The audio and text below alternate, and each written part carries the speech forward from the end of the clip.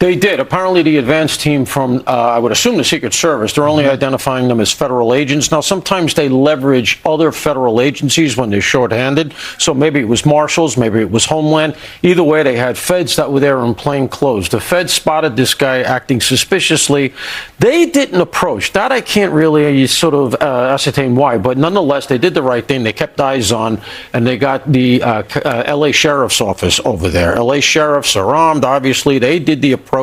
Either they got a consensual search or he did enough for them to do a frisk, a pat down. Well, it would make sense why it would be consensual, because unlike the other attempts on the president's life, this guy says he's a fan of the president, essentially, that he was trying to protect the president. Now, we don't know if this is true, but there's a lot of people that are concerned about the president's safety. Absolutely. And may have this storyline. And then he starts with this stuff. I'm with the State Department. I'm sure they said, well, let's see your ID. He doesn't have it. So, look, as of now, let's be clear. He only has state charges. He has that one federal charge relative to the rifle. He has state ammunition charges as of right now, because apparently the initial reporting said hollow point bullets. They're apparently armor piercing. So that's the charge they have him on, and they have him on a concealed firearm. Which is state charges. Some states allow hollow points, some states decide that they don't.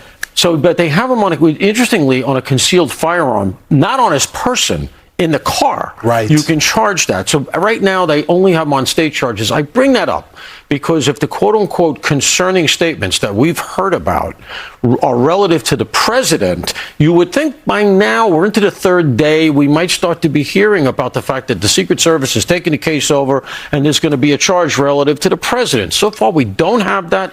Maybe they're putting it together for a grand jury. Let's give it time. Sometimes it does take some time. Okay, let's talk about Bryan Kohberger, because he wants to withdraw this guilty plea, which they gave him in exchange for taking the death penalty off the table, spending life in prison. He doesn't like what's happening in prison, the food and everything that's going on there. He's hired a new attorney, and this is just opening up wounds for the family. Let's play this video from the Gonzalez family. That's not a real death penalty, and it's my child, and I'm going to demand the highest standard of law, and that's not dying in prison, getting vegan meals and being treated like some kind of celebrity, and that's not even close. And he's going to get a PhD in prison. Why? Because our system is questionable. Somebody like that should not keep going to school. So apparently this is a court-appointed attorney. Now, I'm confused about this, because part of when he decided to plead guilty is that the state, or at least the judge, will say, you don't have any access to appeal anymore. So why is the government paying for him an attorney for this case? Yeah, apparently they can do this under Idaho law for him to challenge the fact that he didn't get effective counsel and that he was not apprised of what conditions in prison were going to be like. The last one is laughable. The first one's pretty laughable, too. He had an excellent attorney. You and I were out there a number of times, very embedded. You met Steve Gonzalez, the first person to talk to him. And realistically, this is going nowhere. I will just add one thing. You and I talked about it at the time. I don't understand why, when they took the plea deal, I understand the plea deal. Half of the family wanted it. I get it. Why they didn't they had all the leverage in the world. They had him.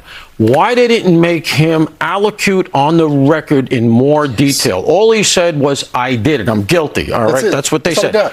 Where's the knife? Where's the clothing? And if he says, I'm not giving that up, then you say, we'll see you at trial because you're going to get the death penalty with a firing squad. So they didn't do that. I don't mean to Monday morning quarterback. Maybe there's something embedded in the case that Bill Thompson, the prosecutor, felt like he didn't want to deal with that trial and take the deal. No appeals. It's a good resolution, and let's all move on with our lives. Well, we're almost out of time, but real quick. If he's deciding to go with this, can the state in return say, okay, death penalty back on the table? We want to do this. If you want to do this, you want to reopen this, let's do it. They can. If both sides agree that they want to relitigate this, then the judge is realistically going to have to allow it, and they'd have to have a whole trial all over again. Let's not think in those terms. I think that is a vast outlier. The state is not going to want to relitigate this. I know a lot of people would like to see him face the death penalty, but the deal as struck is going